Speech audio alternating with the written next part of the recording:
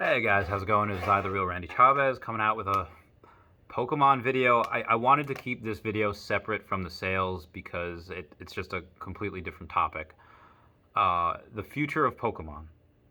Now, I've gotten a couple of messages and I've seen a couple of memes already, and my friend Gabe commented on my last video about the box that Dumb Money had paid.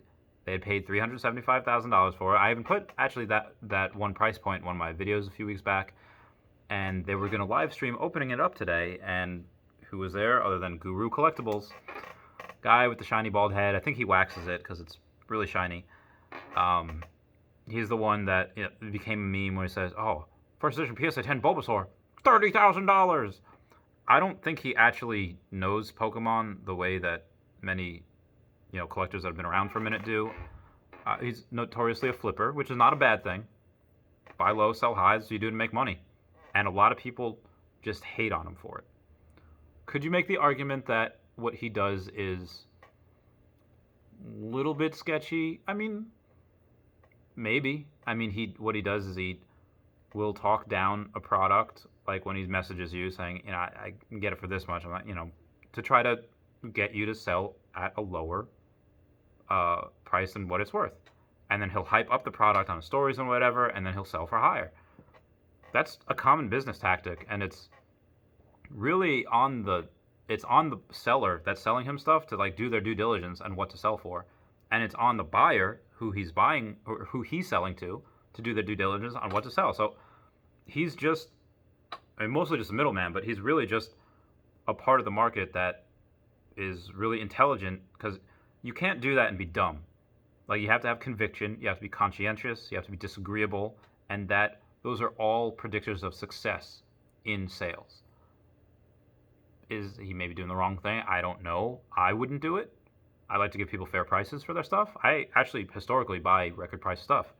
Like, I pay the record price for it. But having said that, again, he's very good at what he does, but I don't think he's an expert or deserves the name guru, because it's just something that, I mean, clearly he couldn't tell that this box that these guys had bought was fake. And a lot of times, SM Pratt does an amazing video on it, showing you exactly what to look for, what it's done. And there's even a couple of people that said, like, no, I said this, and like that box is not, and I didn't watch it, but some people had said in the chat, like, no, this box is, like, this is not real, this looks fake.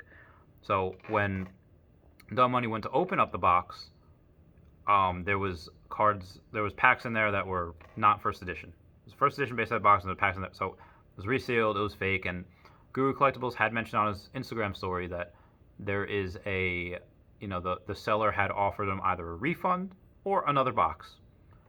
So I don't know what's going to happen with that. We'll find out.